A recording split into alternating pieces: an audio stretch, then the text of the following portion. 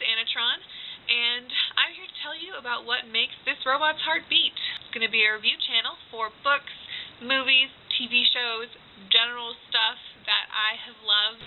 Get excited for that. First off, I'm just going to jump right in, and we're going to review one of the books that I read recently that I just really loved.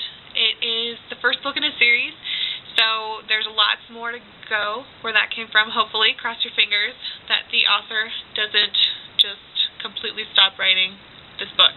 Wow, that took a fatalist turn. Sorry about that. So the book's name is The Cinder Spires. The Aeronaut Windlass? Oh my god, I should maybe check, right? You probably want accurate information. Oof. Gotta scroll through my Kindle.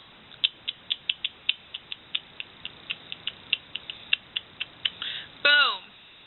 The Aeronaut's Windlass, part of the Cinder Spires series by Jim Butcher. Jim Butcher he's still the author. He's not dead. He is the author of the Dresden Files, which was that series that got turned into a sci-fi show on the Sci-Fi Channel. Didn't watch the series, didn't read the books. It just didn't really appeal to me, but my mom really recommended this series to me, so I was like, okay, alright Mom, you've never stood me wrong before in regards to books. I'll give this series a go. And so I started reading it, and I love it so much. It's a little steampunky, which I'm not the biggest fan of. Like, I love a good steampunk if it's like, actually a good steampunk, but like no steampunk for steampunk's sake is my rule. What I really liked about this book to begin with is it reminded me of another series that I loved, still do love, the love has not faded, called The Maker's Mask by Carrot Wells. And what these two books have in common is the setting for the books is a planet where it's basically uninhabitable to humans on its own, and so these people have built towers in order to support human life. And that's kind of where it's basically where they match up, and after that it like breaks off into two different things. But I really liked that it kind of reminded me of this other series that I absolutely loved, and it really hooked my attention. So the Windlass Aeronaut is about a spire. People live in the spires. There are different spires on the planet. Some of them are allies, some of them are enemies. Each tower has their own airship fleet that protects it from other towers, and like commerce, trade, stuff like that. Different towers have different specialties. So one of the main characters of the book is a captain of an airship, and then there are a couple other main characters who are scions of houses within, like ruling houses within the tower. One is the daughter of a really powerful house, the other is a daughter of a house that has kind of fallen. It's not as powerful, not wealthy at all, looked down upon by other people.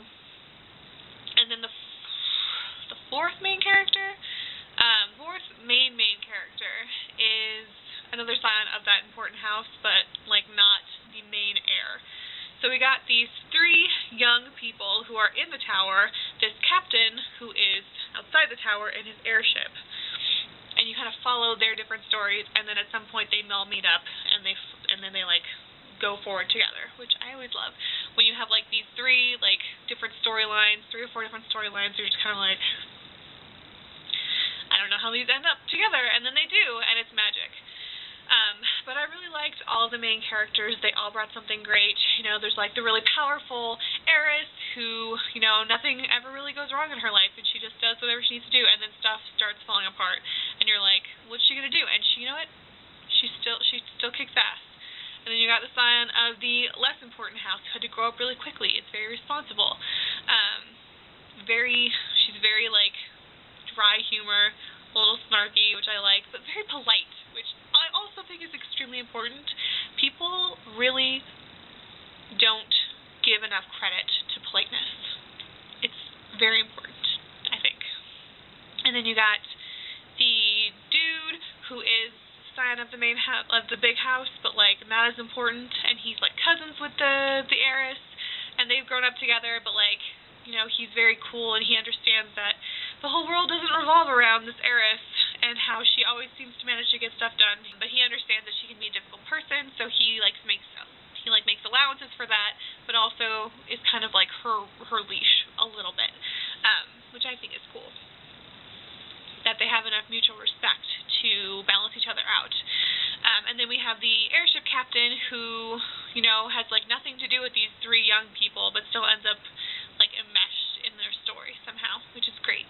He's a very cool character. He's got a lot of backstory that we don't know a lot about yet, but it's the stuff that we do know is very interesting and kind of like piques our interest for the future. Yeah. So the setting is very cool. It's got airships, which are dope. Also, one of the big selling points, I think, is that there are sentient cats in the story who have their own clans within the tower, their own hierarchies, their own kings and princes and stuff like that. And they largely operate outside of the boundaries of human government. But in this book, the cats start realizing, oh, they need us, we need them to a certain extent. So they start integrating themselves more into the human government. And people, like certain families, will have cats that kind of like follow them, and they're like partners. Like if you're a really cool person, you have like a cat name, and they'll teach you how to speak cat so you can communicate with them and stuff like that, which I really like. I mean, I'm a big cat person. I have 2 cats of my own, so I can totally see them being secretly extremely smart. I mean, they are extremely smart, typically. But just having their own civilization, basically, seems plausible to me. So those are the big selling points my mom told me. She was like, talking cats and airships, and yeah, that's it. Oh, bonus, there are animals that live on the planet's surface that will straight up eat you if they find you, and sometimes they invade the towers, and so there are people their job is to go into the service tunnels and hunt down these creatures that have invaded and kill them. Yeah, there are badass pest control people in this book. Super cool. So I give 2 thumbs up to the Aeronaut's Windlass, Book 1 in the Cinder Spires by Jim Butcher. Everyone should go read it. Alright everyone, I hope you all have a great day. I know I will. I look forward to seeing your comments on how you liked the Aeronaut's Windlass in the comment section.